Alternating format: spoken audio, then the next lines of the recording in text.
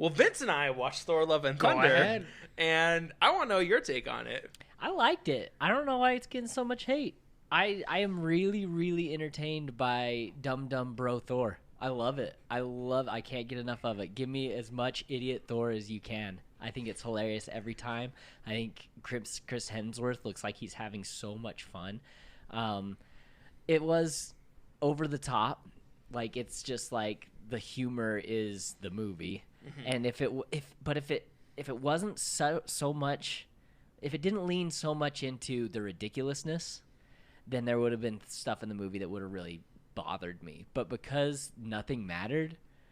You know what I mean? Yeah. Like, because everything was for the joke, then the things that would have bugged me in like a regular Marvel movie, like if they would have done like the little kid stuff that they do in this, if they would have done that in like Civil War or something, you know, that's like more of a self-serious movie, I would have been like, really? This is what you're doing? Like, this is unbelievable. Like, this is ridiculous, even for the MCU. But because that entire movie was unbelievable and just absolutely ridiculous and people reacting to things in ways that normal people wouldn't react to things, I was just like, whatever, I'm having a good time. This is fun. Same though. That's how I felt about it. Actually, I think it was your brother Scott told me the other day. He's like, he saw something where this is a retelling. The story is a retelling by Korg. Yeah. So this is Korg telling the story, and so this is Korg's perception of things. Maybe Okay. I'm not quite certain, but the ridiculous of the whole thing and like Dum Dum Thor is great. I actually like this one. Like, what's really crazy is people are like, cool, Thor 1, good. Thor 2, Thor 3, yeah, and Thor 4, bleh. And I'm like, Thor 3, yes. Mm-hmm. Thor 4, hell yes for me. Like, I loved it. Like, it was just fun. And that's the thing, like, so many people have not looked at this as like Thor's actual journey through his life since we like were introduced to Thor. But also, like, you have to realize that if you are this person, I'm very sorry to say that you don't exist. If you do, just call me, slide into my DMs, and we can chat, you know? But there's no one who's, like, stone dead serious all the time and who, like, has no joy in their life is what it seems like. The only joy comes from victory. Like, this Thor is human. Like, I appreciate what Thor is becoming in that way. And Dum Dum Thor, if that's what we want to label him, I will take 7 more movies of Dum Dum Thor, and I will take Chris Hemsworth doing his thing. I'll too, every time. And anytime he wants to be in one, I'm there for it. well, I don't know if you've read this, but like Taika Waititi and Chris Hemsworth weren't aware that Thor would return like that at the end of the movie. Like, Thor will return. They were like, really? Whoops. So I'm curious, but I really enjoyed it. I liked the movie. I thought it was fun. It was just a catastrophe after another, but just in a comedic way.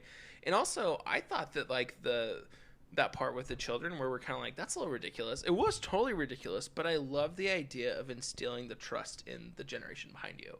Like, whether or not, like, you're all Asgardians pretty much is a thing. Like, when someone's like, I'm not an Asgardian, like, whether or not you're an Asgardian, but pretty much like, Yeah, it's like the trust message. in the next, like the message and the idea behind it. Like, you can step up and do something bigger and better for your community as a whole. And I like that.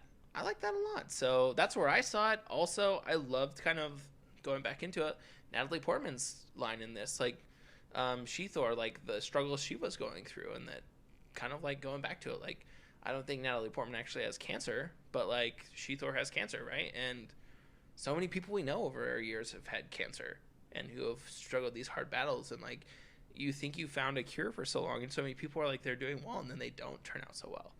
And I appreciated this story kind of talking about that. And sorry to get all sentimental about it, but like, it's how I feel about like stories. Maybe the pandemic has changed me to where I'm like so much more like sensitive about things, but I'm kind of like, I like the feely. I love it. It's good.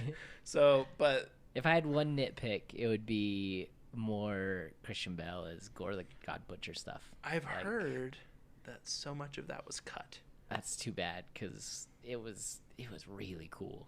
Really cool the way that they I mean, number one, the characters are interesting. Number two, Christian Bale's incredible.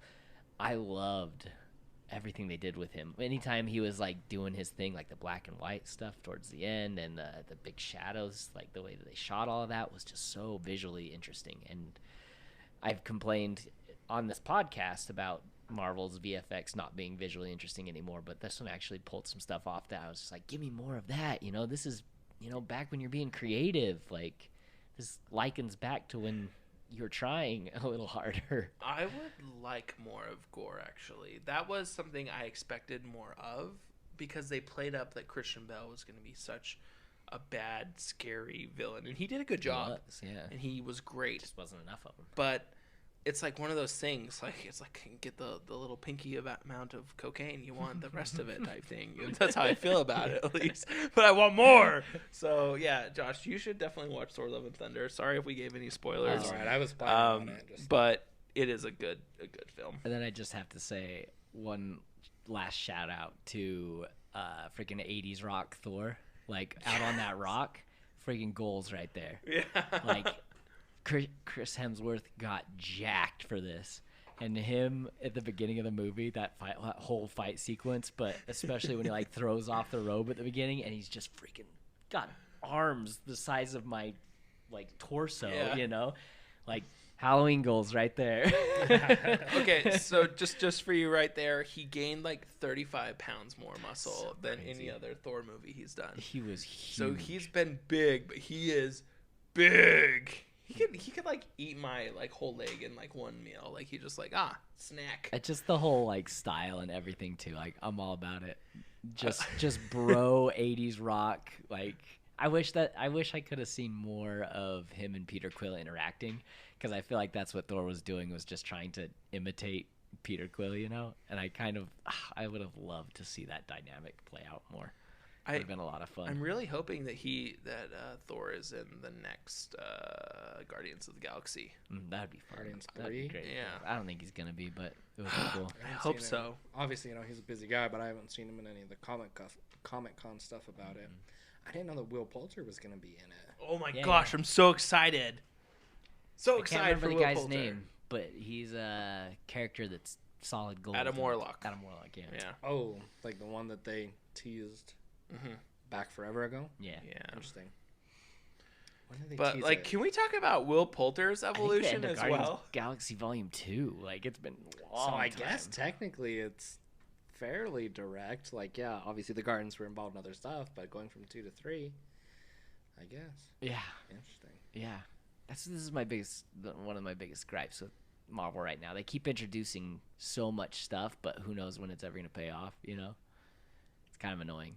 Like, it used to be the end of the sequence, the after credit sequence led into the next movie, and now it's like, we're going to introduce this character. Okay, well, when's he going to come back? 2026. Well, here's our layout for the next 3 years, and it's not in any of those, so... Well, I've heard, what's his name? Kevin Feige? Feige? Whatever. That guy is the sole brains of the Marvel Cinematic Universe, right? Like, that's kind of a big gamble to risk it all on this guy's vision. Been working for 20 years, though. Can he go over and do some DC films for us now? Because I want some better DC films. We got the Batman. We don't need any of this Marvel stuff contaminating what they've kind of been doing. They announced that for the DC stuff, they want to do more stuff similar to Joker and the Batman, and I'm like, yes, please, No, like, for real. get something that feels different than the MCU, please. I would I just like a dark DC, but I just want whoever has the rights to all those films, I just want them to be consistent and stop bagging it. Like, they just are like... Oh, I don't even want them to be, like... Marvel can keep doing their Marvel cinematic can universe. do it, but I just want someone consistent. Well, I guess like more like I don't want the guy. I just want the consistency and someone with a master plan and the company running DC, CEU or whatever they're doing, to stay the same and like them actually to follow through with a plan. Because I'm just tired of like things I start to love getting destroyed.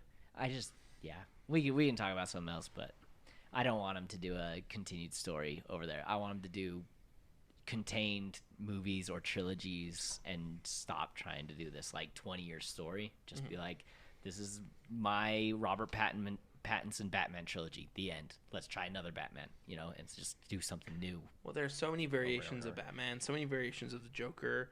I want more Aquaman, and I want Jason Momoa to be Aquaman. And there's actually an announcement. I just got a text from one of my buddies. Ben Affleck is coming back for Aquaman 2. Yes! So, Yes! I love Batfleck! I don't know what's Yes! going on over there, but that's happening, I guess. Sorry, I got really excited over here.